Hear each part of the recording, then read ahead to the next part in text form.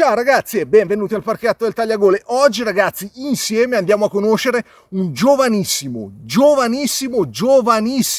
hobbista di solo 16 anni ragazzi, 16 anni, che mi ha realizzato questa meraviglia di fodero per il Jaccaripucco 140. Ragazzi, artigiano giovanissimo che andiamo a conoscere con una sua creazione insieme.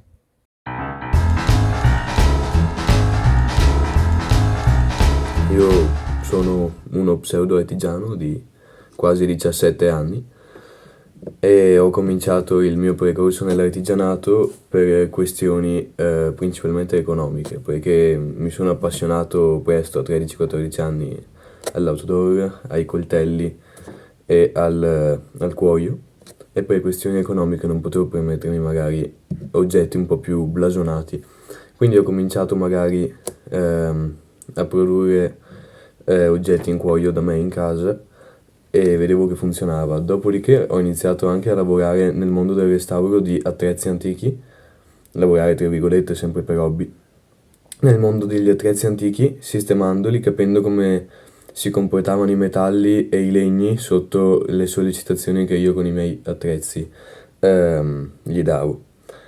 E man mano che l'esperienza aumentava ho deciso di, ampliare la mia attrezzatura, ricavandomi nel garage lo spazio dove siamo adesso di lavorazione di legni e metalli e una stanza in casa dove lavoro il cuoio. Dunque, questo è il coltello nel suo fodero.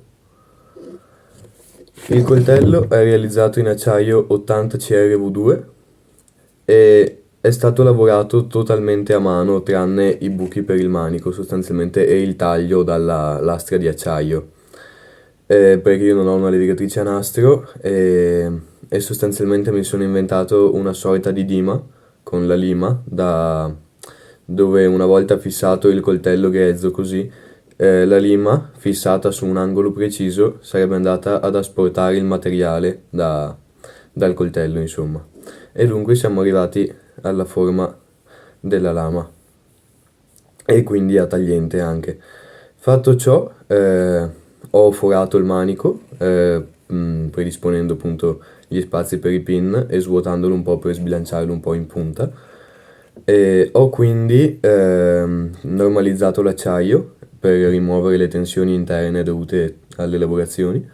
L'ho temprato e dopo ho fatto un rinvenimento per ammorbidire l'acciaio leggermente a favore di un po' più di resilienza, un po' più di forza elastica, insomma.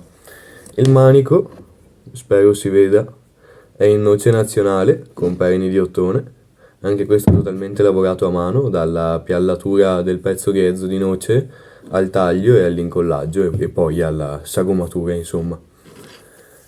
Il coltello inoltre ha il foro per il laccetto qua sul pseudo frangivetro con uno dei laccetti consigliati da Floriano, il Cappio, con cui mi trovo molto bene perché è regolabile appunto.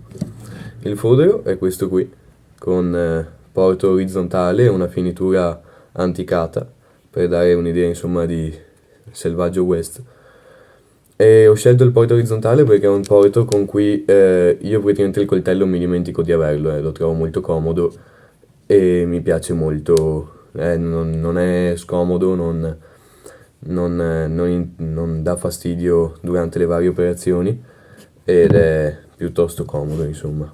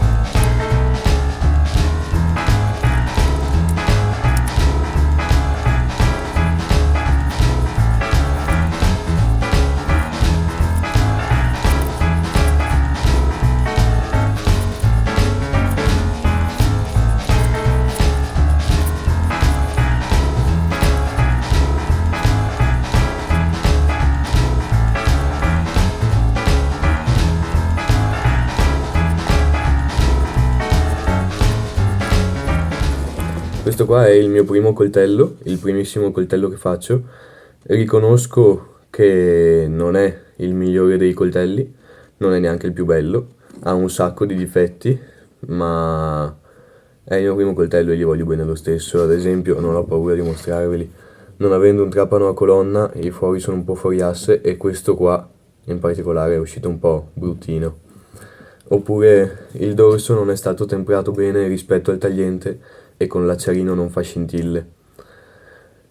Lo stesso vale per magari queste macchioline qua che non sono riuscito ad asportare in maniera pulitissima, ma sono contento di come è venuto. E quindi questo qua è il mio Nesmuk, il mio primo coltello, insomma. Spero che vi sia piaciuto e fatemi sapere. Adesso vedrete anche un fodero che ho regalato a Floriano per lo Yakari Pucco. Ragazzi, vi faccio vedere il fodero che mi ha fatto Samuele. Grazie mille Samuele per questo fodero. Porto orizzontale, potete girarlo dietro quando non vi serve, ragazzi. Lo mettete dietro, tac, lo avete dietro, non vi dà nessunissimo fastidio. Quando vi serve lo girate davanti, eccolo qua, girato davanti, tirate fuori il vostro bel coltello. Ovviamente, ragazzi, chi non lo conosce, Yakari Pucco 140, l'incastro del fodero è spettacolare, sembra quasi Kydex, o davanti, ragazzi, oppure portato dietro la schiena in questo modo, non vi accorgete nemmeno di averlo ed è veramente, ma veramente una figata.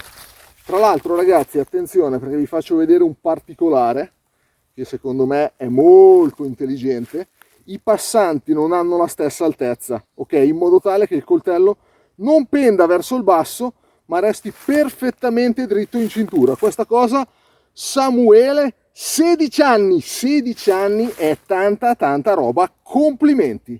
Eccoci qui, ragazzi, dopo aver visto che il nostro Samuele di 16 anni non realizza solo degli splendidi foderi, ma anche dei coltelli. Ovviamente la strada da fare è tanta, però 16 anni, sei giovanissimo, hai veramente davanti un mare di tempo per fare le cose bene. Il coltello già promette molto bene, ovviamente finiture e altro sono un pochino da studiare, da rivedere, da migliorare, però ragazzi 16 anni per me è un applauso gigante, soprattutto per questi lavori in cuoio, ragazzi, che sono veramente uno spettacolo. Andate su Instagram, Atelier del Cuoio, è il nostro Samuele, seguitelo perché vi fa vedere le sue lavorazioni del cuoio che sono veramente tantissima roba. Samuele, un abbraccione gigante, complimenti per tutto. Io a 16 anni non riuscivo nemmeno a scaccolarmi da solo, tu fai queste cose spettacolari. Samuele, un abbraccione da Samuele, dall'Atelier del Cuoio, dal coltello di Samuele, dal parchetto del Tagliagole. È tutto, buona giornata e ciao!